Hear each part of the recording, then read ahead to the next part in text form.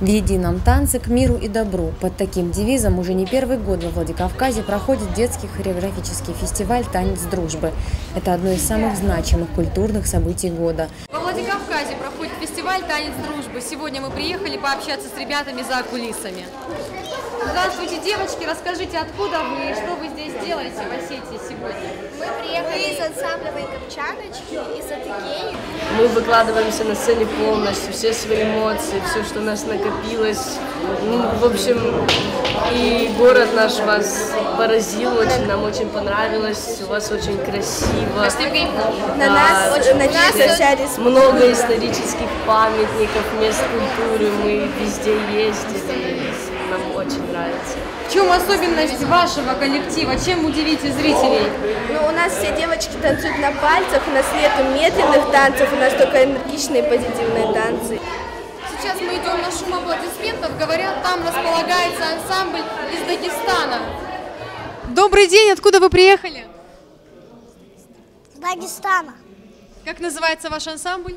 Мудрость Кавказа. Нас очень хорошо вначале вот встретили, ну, танцевали, все было очень даже шикарно.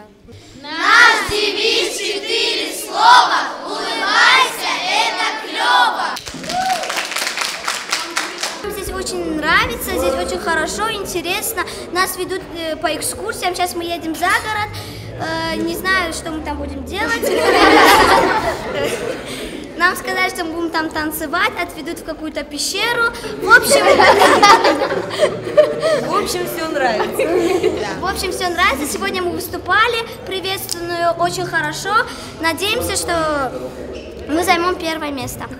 Наш ансамбль называется «Дам». Это в переводе с болгарского «Эльбрус». И мы сейчас будем петь эту песню.